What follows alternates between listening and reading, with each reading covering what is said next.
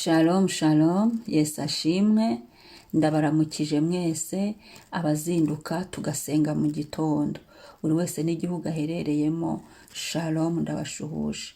Muri kumwe nanjye, Mame Benezeri, karibu dusenge. Adusome ijambo ry'Imana, Zaburi 105 umurongo wa 20. Haravuga ngo Umwami yaratumye baramubohora, Umutegeka w'amahanga yaramurekuye. Umwami yaratumye baramubohora, Umutegeka w'amahanga yaramurekuye. Amen. Umwami ahimbazwe, Umwami ashyirwe hejuru. Iyi ni Zaburi 105 umurongo wa 20. Hanyuma yankubwe ko iki cyumweru ari icyumweru dusenga amasengesho bita ayo kubohoka, ayo kwibohoza cyangwa se kubohoka. Bwira Yesu ngo akubohore. Naje gusanga rero nta kindi cyatubohora uretse amaraso ya Yesu n'umwuka wera w'Imana wazuye Yesu mu bapfuye. Reka dukoreshe uyu munsi amaraso ya Yesu. Haleluya. Abaheburayo 12 umurongo wa 24. Mwegereye na Yesu umuhuza w'isezerano rishya, mwegereye n'amaraso aminjagirwa avuga ibyiza kurusha aya Beri. Aya ni amaraso ya Yesu, niyo twegereye cyangwa se niyo dufite, niyo tugendana tukabohoka. Tubohoka ku byaha, tubohoka mu mibiri, tubohoka mu buzima busanzwe no mu isi y'umwuka tukabohoka. Nta kindi kibiduhesha ni amaraso ya Yesu gusa. Nta kindi cyatubohora, amaraso ya Yesu n'umwuka wera w'Imana. Amaraso Yesu aratubohora tukabohoka burundu.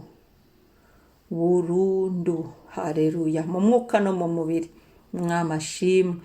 Ngo mwegereye na Yesu muhuza w'isezerano rishya, mwegereye n'amaraso aminjagirwa avuga ibyiza kurusha aya Beri.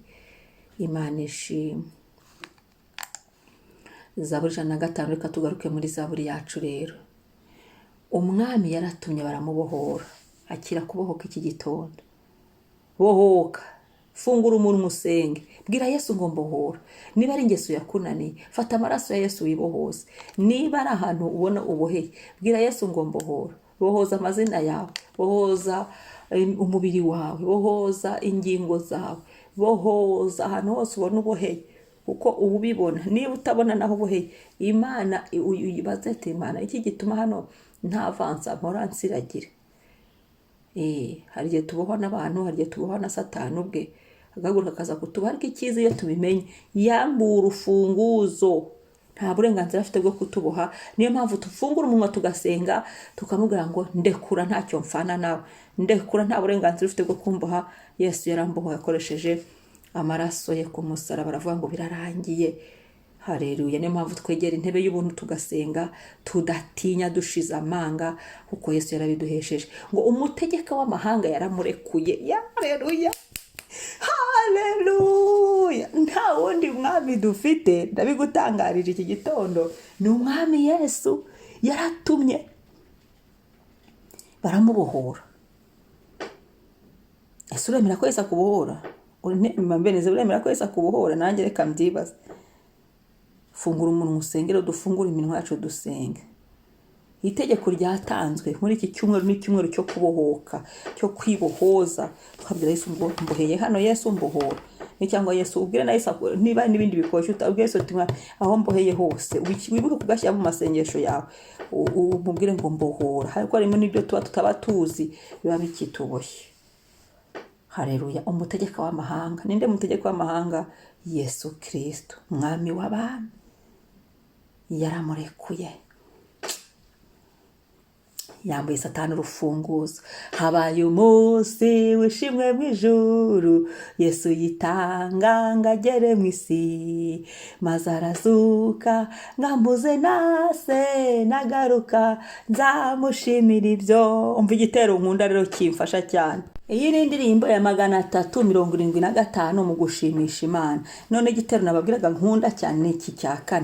Habaye umunsi Satani aratsindwa, ntiyaheza Yesu mu gituro, nuko arazuka urupfa rutsinze, none ari mu ijuru iburyo bwa Se.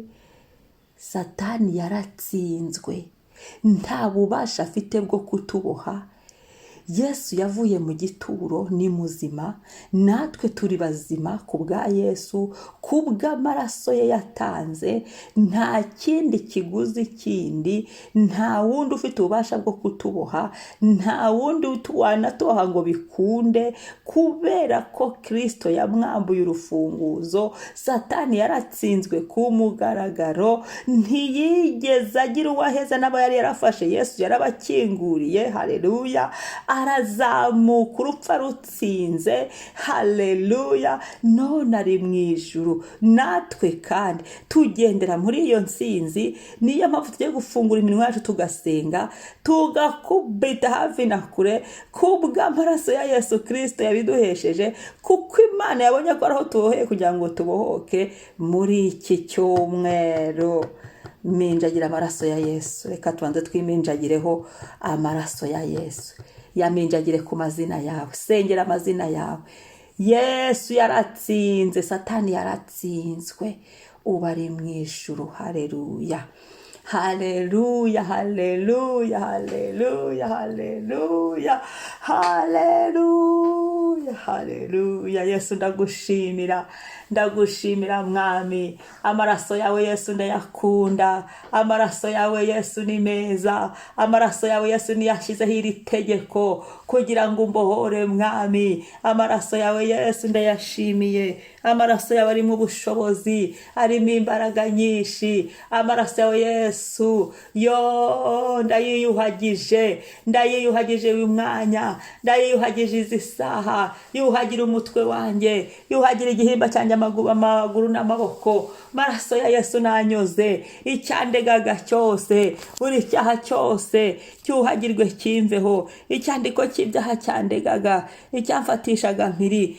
kindekure, kubw'amaraso Yesu gisibike. Maraso ya Yesu ndayaminjagiye ku mazina yanjye, mu izina rya Yesu. Mazina yanjye nabohoke, mabenezeri ribohoke. Yewe Yesu, buri zina ryanjye ndiminjagiye amaraso yawe Yesu. Uyu mwanya ngisenga kuri iyi saha, aho amazina yanjye yari yarabohewe, amazina yanjye yari yarafashwe mpiri, mu izina rya Yesu. Amazina ari kwiranga muntu yanjye ndayasengeye, Mwami, nyujije amaraso yawe Yesu. Buri nyuguti igize amazina yanjye ndayisengeye, nyinitse amaraso yawe, ibohoke. Ibyagiyeho bitava ku mwuka w'Imana, ibyagiyeho bitava kuri Yesu, ibyagiyeho bitava ku Mana, ibyagiyeho Mwami utashyizemo muri gahunda yawe Mwami, ibyo byose biveho. Ibyarukarizaga amazina yanjye bitagombaga kuyabona, minjagiye amaraso ya Yesu ndayarindishije. Amazina yanjye Yesu ndayarindishije amaraso yawe. Mazina yanjye arindwe, mazina yanjye arindwe yari yanditse nawe yandikwe neza.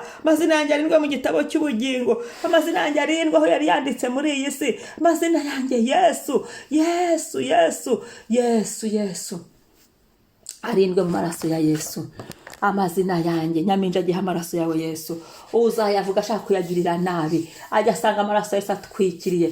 Yesu ntibikemere, ntibigakunde, uzayakorariraho wese. Amaraso ya Yesu ajya ahita bisiba, ajya ahita bibirindura. Uzayateranira inama nizihaguruka guterana, zigezanga amaraso ya Yesu afiteho koroti, afiteho ububasha bivuguruze, abitwika bikongore, abirimbuga nk'uko ingabo za Farawo zamize nkeri mu mazi y'inyanja itukura. Abariko bizajya bimira nkeri mu izina rya Yesu. Amazina yanjye na amazina hiriwe, kubw'amaraso Yesu nduhiriwe, kubw'amaraso ya Yesu ndumuraganwa na Kristo, kubw'amaraso ya Yesu nahinduriwe identite, kubw'amaraso ya Yesu ndashinganye mu maraso yawe Yesu. Haleluya, ndagushimiye Mwami. Reka dusengera ingingo zacu. Mwami Yesu, ndasenze umubiri wanjye mwinitse mu maraso yawe Yesu. Mwami Yesu, umutwe, igihimba, amaguru n'amaboko bibe bizima nyuma yo kwihana nta rubanza. Mwuka wanjye mwinitse mu maraso ya Yesu, mu izina rya Yesu Kristo ndasenze Mwami. Buri rugingo rwanjye nduminjagiye amaraso Yesu ngo rurindwe ku manywa na nijoro, rurindwe iyo ndi bujye hose Mwami. Bohora ingingo zanjye Yesu. N'igihe tubwiye ngo icyuwe cyo kubohoka, bohora Mwami, bohora umutwe wanjye, bohora igihimba, bohora amaguru n'amaboko, bohora ahantu hose cyose icyari kikimboshye, mbohora Yesu, icyantwazaga igitugu, mbohora Kristo, ngo abari muri Kristo Yesu nateka bazacirwa n'amaraso yawe. Buri icyaha cyose Mwami cyananizaga cyari kikintu kihanagurwe n'amaraso yawe Yesu, kiveho burundu burundu burundu mu izina rya Yesu. Uko wafashe urufunguzo ugakingurira abera bakava mu gituro, bakavamo. Mwami Yesu, mbohora aho nari mboheye hose, buri nyereza yose, ahantu hose ibyanjye, amasezerano yanjye aho yaraboheye, imigisha yanjye ibyanjye, ndabohoza ibyanjye Mwami, mu izina rya Yesu. Bibohoke mu kirere cyanjye, iminagiyemo amaraso ya Yesu watanze itegeko. Haleluya, haleluya, ngo Umwami yatumye baramubohora. Mbohora Mwami, wakwiye hari abantu benshi wabohoye, mfitiye ibihamya.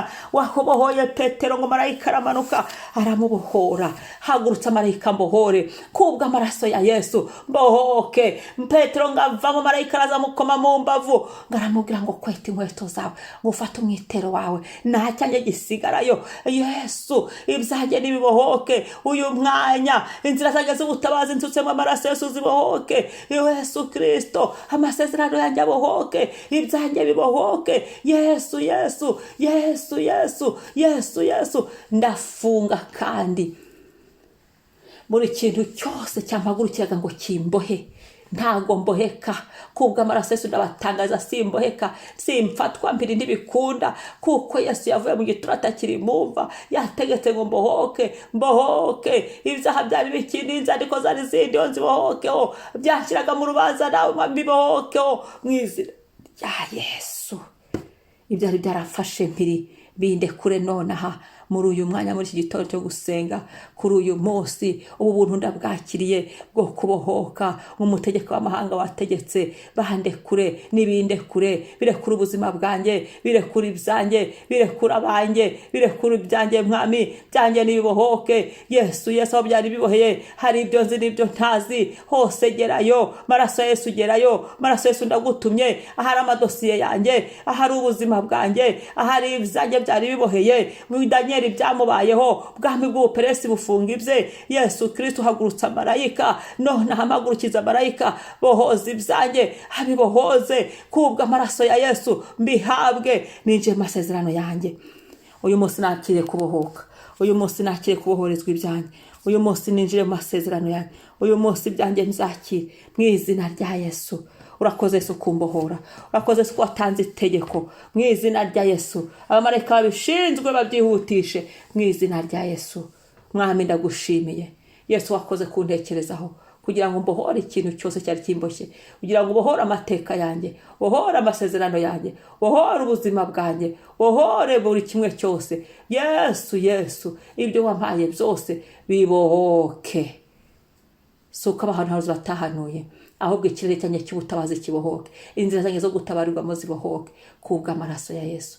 Nakire kubohoka. Kristo uri muri njye arakomeye, Kristo uri muri njye arakomeye, Kristo uri muri njye arashoboye, Kristo uri muri njye arashoboye, arambohoye. Ntawe uzongera kumboha kubw'amaraso ya Yesu. Ngiye mabebeneze, ntawe uzongera kumboha ngo bikunde. Ibyo byiyandike mu mwuka wanjye, simboheka. Amaraso Yesu arandinze, arangosa, arafashe. Uhereye uyu munsi inzira zose zacagamo ngo bamfate mbiri ngo bambohe, zo nzira zinjijemo amaraso ya Yesu. Ndazifuze n'urufunguzo rwa rundi Satani yarafite wese akarumwambura, nirwo mfungishije mu maraso ya Yesu. Bifungwe ari byo, ibyanteraga bari byo bifungwa, abanteraga bari bo bafungwa mu izina rya Yesu. Return to the sender, ngono do Jezi. Haleluya. Urakoze Mwami, buri ngeri zose rero imboheyemo nyivuyemo. Urakoze Papa, ndagushimiye ko uyu mugisha wo kubohoka. Urakoze Mwami, n'ibindi byose mu mwuka wanjye habohoke, amazina yanjye abohoke, urugo rwanjye rubohoke, urubyaro rwanjye rubohoke, amateka yanjye abohoke, aho yarazirikiye mu ibindi byose, ibyo byose biveho. Umbohore mu kibi cyose Mwami, umwuka wera w'Imana aganze. Ndakwemereye Mwami, amaraso ya Yesu amvugire. Hari ijwi rigenda amaraso ya Yesu, rimvugire. Hari inzira ntazi, rimvugire aho hose. Hari naho ntazi, aho hose rimvugire, risobanura uwondiwe mu izina rya Yesu. Haleluya. urakoze mwami, ndaguhimbaje, izina ryawe ni ryiza. Amen. Umunsi mwiza, Yesu abarinde. Wowe wisengere, ufata umwanya uhagije wisengere, ni wowe uza aho uboheye, Yesu akubohore. Shalom, icyumweru cyiza cyo kubohoka.